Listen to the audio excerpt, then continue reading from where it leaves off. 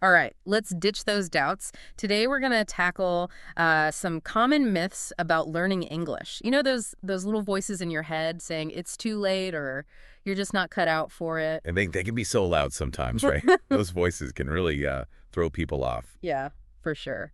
And we're going to be using this really cool piece by an experienced English teacher named Mr. Soberg. Oh, yeah, I've heard of them. Yeah, he shares some real stories from his classroom. So we're going to pull out some powerful lessons from those. That's good. So by the end of this deep dive, you'll have hopefully some practical tips and a fresh perspective to really take on your English learning journey. Yeah, that's what I want. Okay, so first up, the classic one, right? The age-old myth. It's too late to learn English as an adult. Right, right. This is a big one.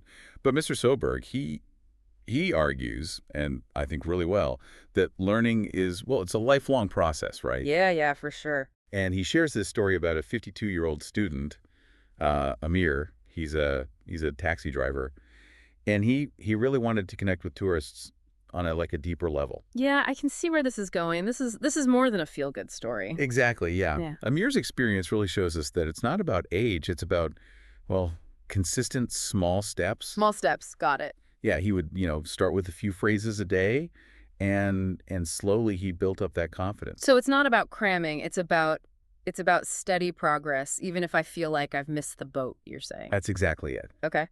And that kind of brings us to another myth that a lot of people might struggle with, this idea that that learning English is only for smart people. Yeah. Mr. Soberg, he really tackles this head on with this story of Layla.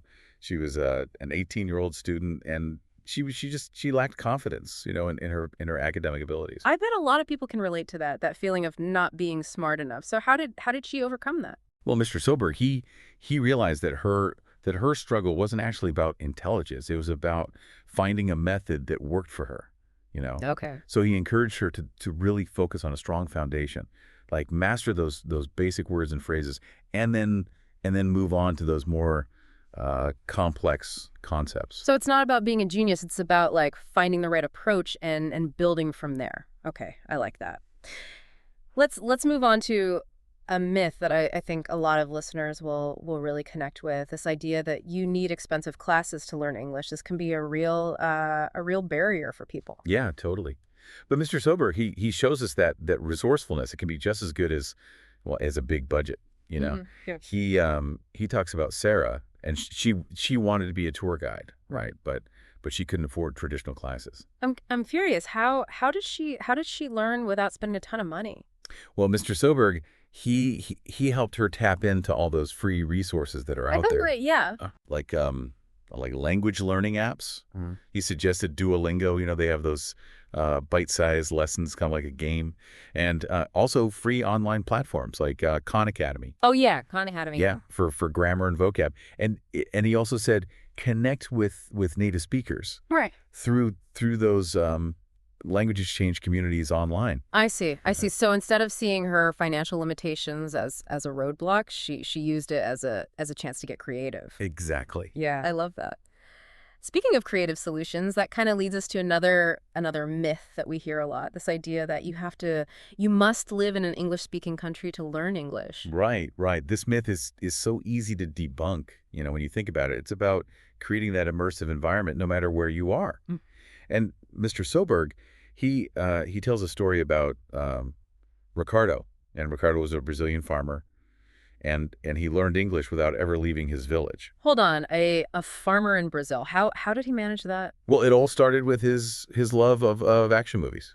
Oh, He watched them all the time, religiously, yeah. using subtitles to pick up, new words and phrases. Right. And then he took it a step further. He started labeling everything in his house with English words. Oh, wow. That's commitment. Yeah. So he basically turned his home into a giant vocabulary list. That's incredible. It challenges this idea that you need to be, surrounded by native speakers to actually learn. Okay, let's tackle another big one. This one's huge. You need to learn all the grammar rules before speaking English. Yeah. This can really, kill people's confidence. Yeah. Mr. Soberg uses this example of Elena. She was a university student, and she was so afraid of making, grammar mistakes. She wouldn't even speak until he felt like she'd mastered every single rule. I remember feeling that way too. Like, so how did he help her get over that fear? He had this great analogy. He said, babies learn to speak before they even understand grammar rules. Right. Right. Yeah. So he told Elena, focus on communicating first. Just get comfortable expressing yourself, even if the grammar's not perfect. Right. He started with simple phrases, and just built from there. And she built her confidence. That's such a good point. It's about putting fluency and communication first, not perfection. I bet that was huge for her. It really was, yeah. And this leads us to another myth that can really feed that fear of making mistakes. Mm-hmm. If you make mistakes, people will laugh at you. That's a tough one. Yeah. Mr. Soberg, he talks about this through Fatima's story. She was a nurse.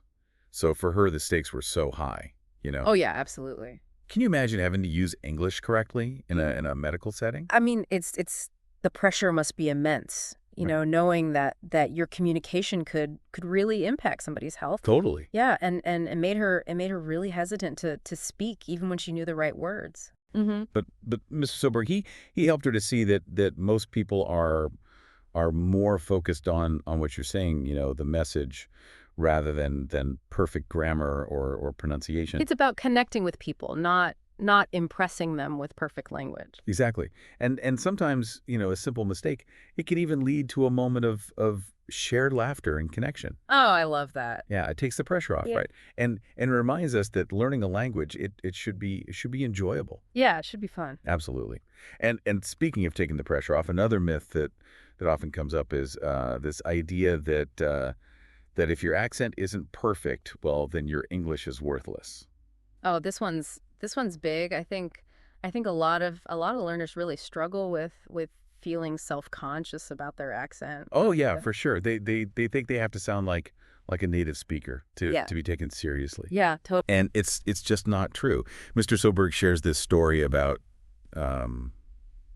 Maria, a marketing manager, and she was really self-conscious about her accent. She felt like it made her sound unprofessional and that it undermined her credibility. Yeah, I can see how that would be a real obstacle for somebody. So how did he help her kind of reframe her thinking about her accent?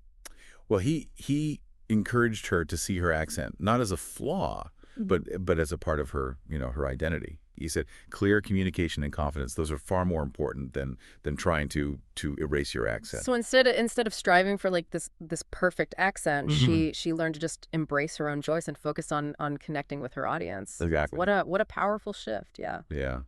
And, while we're talking about letting go of perfection, another myth that I think a lot of us have fallen into is this need to memorize a lot of vocabulary to speak English well. Oh, the endless vocabulary list, right? Yeah. I've been there, but I'm guessing Mr. Soberg has a different take on this. He does, yeah. He tells this story of James. He was an engineer, and he had memorized like hundreds of words, but he still had trouble speaking fluently. So he had all the ingredients, but he couldn't quite put them together into a dish, so to speak. Yeah, that's a great analogy. Okay. So Mr. Soberg helped him understand that fluency isn't about knowing every single word. It's about using the words confidently and effectively. It's about building communication skills, not just accumulating knowledge. Yeah. And that brings us to a myth that I think is particularly tempting these days, with all the streaming services and everything. It's the belief that watching movies and TV shows is enough to become fluent without any other practice. Oh, that sounds a little too good to be true, doesn't it? Just watch your favorite shows and boom, you're fluent. I wish it were that easy. Yeah. But passive exposure can be helpful. But Mr. Soberg, he says you need to engage actively. He shares a story about Lucy. She thought that watching a ton of TV would make her fluent, but she found herself really struggling to actually speak. So it's not enough to just passively absorb the language. You have to actively use it. That's right. Yeah. Mr. Soberg, he suggested that she interacts with the shows that she was watching. Yeah. like repeat the phrases out loud, Right. practice the pronunciation, and even have conversations about the shows with other English speakers. So it's about turning passive viewing into an active learning experience. Exactly. Okay. And lastly, there's it's a final myth that we really need to address, and it's a tricky one, because it can really discourage people. This Yeah. belief that if you practice for a few months and you don't see progress, well, you'll never be able to learn. Yeah, this one is tough because it's easy to feel discouraged when you're putting in the effort and you don't see the results that you want, you Yeah. know? Yeah, it can be really disheartening. Mr. Soberg, he uses this example of Lena. She Yeah. was a doctor and she was used to, achieving goals through hard work, but language learning, it was a different challenge. It's not always a straight line, is it? No, it's not. There are ups and downs, plateaus and breakthroughs. Mr. Soberg, he helped her to see that it's important to celebrate those small victories along the way. Acknowledge the progress, even if it's not always, super obvious. Instead of focusing on how far you have to go, you can appreciate how far you've already come. Exactly.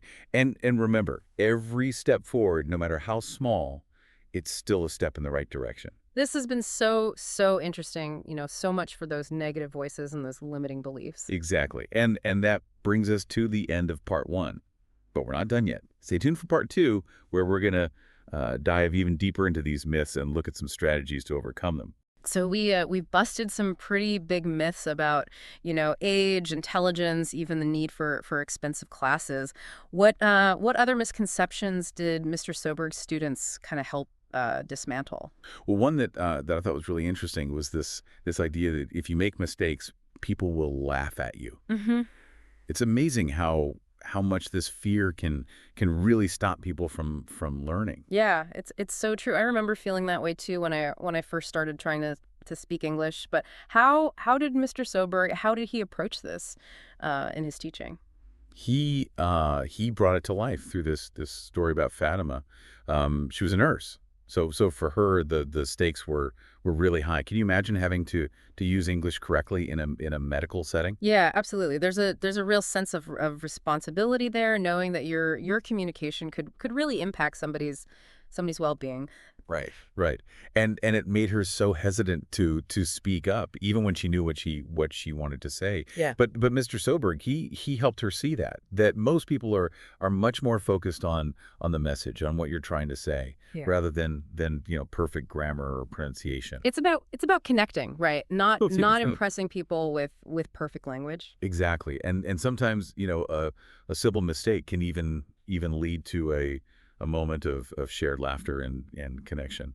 I love that. It takes the pressure off and reminds us that language learning should be enjoyable. Yeah. Yeah, it should be fun. And speaking of taking the pressure off, another myth that I think weighs really heavily on learners is this idea that if your accent isn't perfect, then your English is worthless.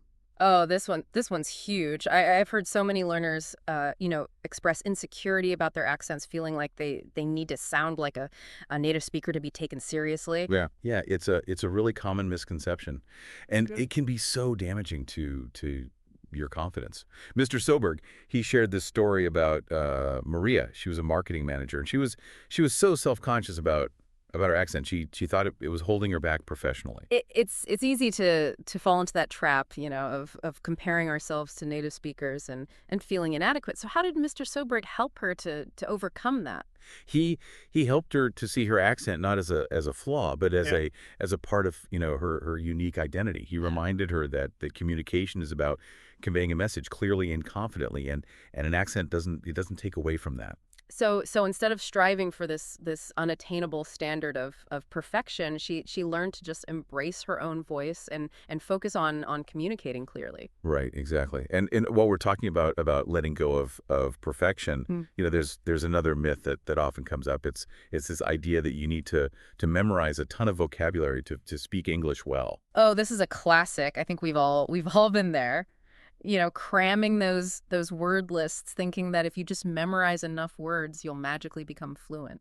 Yeah, it's tempting to think that vocabulary is the key to everything. Yeah. But Mr. Soberg, he illustrates this different approach through the story of James. He was an engineer, and he'd memorized tons of vocabulary, but he still struggled to speak naturally. So he had all the ingredients, but he couldn't quite put them together into a coherent dish, so to speak. That's a great analogy. Okay, so Mr. Soberg, he helped James understand that fluency isn't about knowing every single word in the dictionary. It's about using the words confidently and effectively. Exactly. Yeah, it's about building those communication skills, not just accumulating knowledge. And this brings us to a myth that I think is especially tempting these days, with all the streaming services and everything. It's this belief that watching movies and TV shows without practicing other methods, that's enough to become fluent. Oh, that sounds almost too good to be true. Just relax, watch your favorite shows, and you'll effortlessly absorb the language. Yeah, I wish it were that simple. While passive exposure can be helpful, Mr. Soberg, he really stresses the importance of active engagement. He shared this story about Lucy. She thought that watching tons of TV shows would be enough to make her fluent, but she found that she was really struggling to actually speak. So it's not enough to just passively absorb the language. You have to actively use it. Right. Yeah. Mr. Soberg, he encouraged Lucy to interact with the shows that she was watching. Repeat the phrases out loud, practice the pronunciation, and even have conversations about the shows with other English speakers. So it's about turning that passive viewing into an active learning experience. Exactly. Okay. And finally, there's one last myth that I think we need to address, and it's a particularly tough one because it can really drain people's motivation. It's this belief that if you practice for a few months and you don't make significant progress, well, then you'll never be able to learn. This one is tough because it's so easy to get discouraged when you're putting in the effort, but you don't see the results that you're hoping for. Yeah, yeah, it can be really disheartening. Mr. Soberg, he addressed this through Lena's story. She was a doctor, and she was so used to, achieving goals through hard work and dedication. But language learning, it presented a different kind of challenge. It's not always a linear path, is it? It's not. There are ups and downs, plateaus and breakthroughs. Mr. Soberg, he helped Lena understand that it's important to celebrate those small victories along the way, to acknowledge the progress that she had made, even if it wasn't always, completely obvious. So instead of focusing on how far you have to go, you can appreciate how far you've come already. Exactly. And remember, every step forward, no matter how small, it's still a step in the right direction. This has been such a fascinating exploration of these common myths about learning English. But Mr. Soberg's his approach is so insightful and encouraging. It really is. He doesn't just, debunk these myths.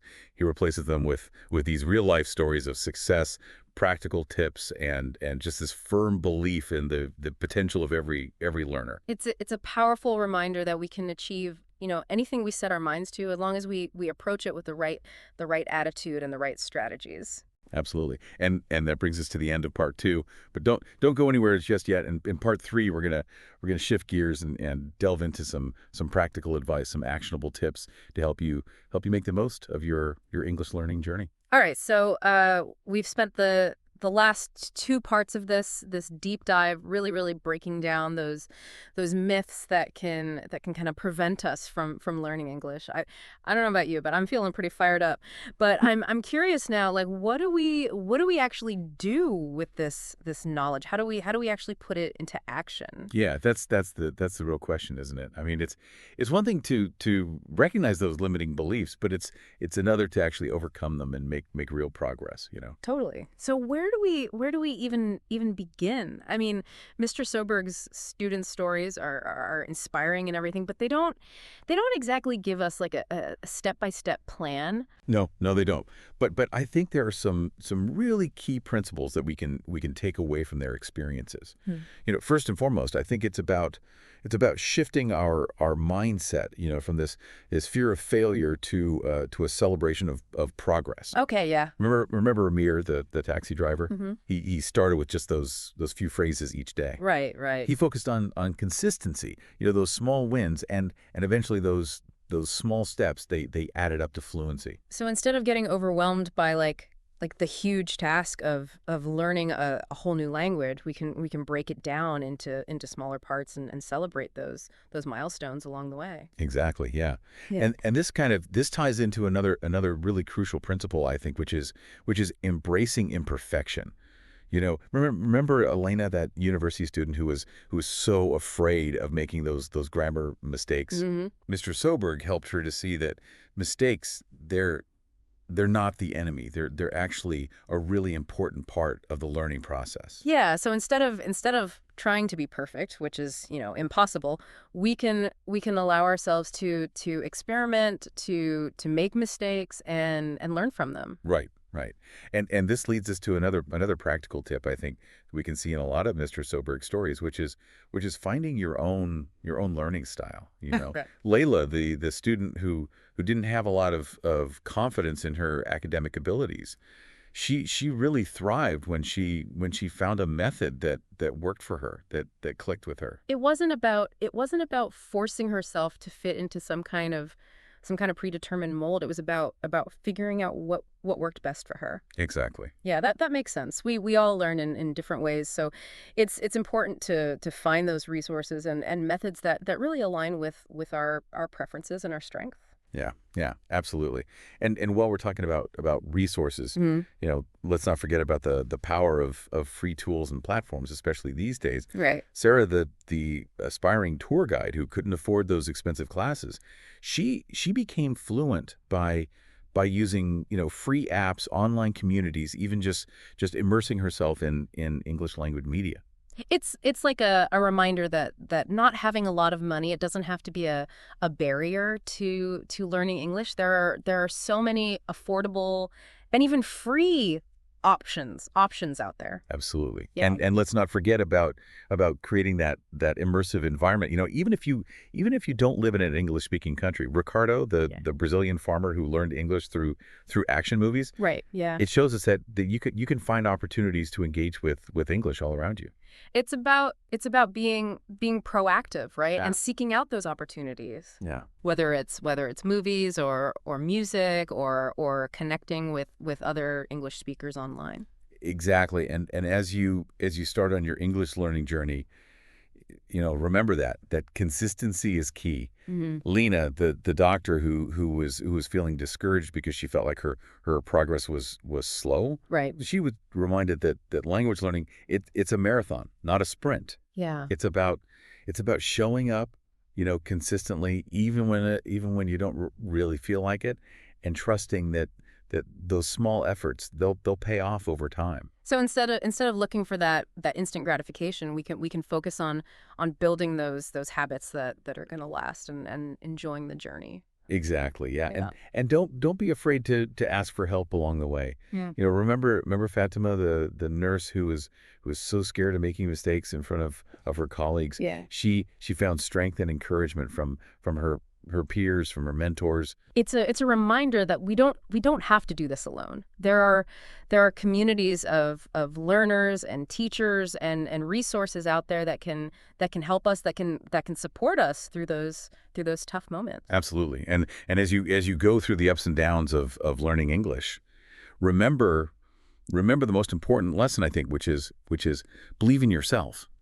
Each of Mr. Soberg's students, despite their doubts and their challenges, they ultimately achieved fluency because they believed in their ability to learn and grow. That's really inspiring. It's a reminder that our mindset is just as important as any method or resource.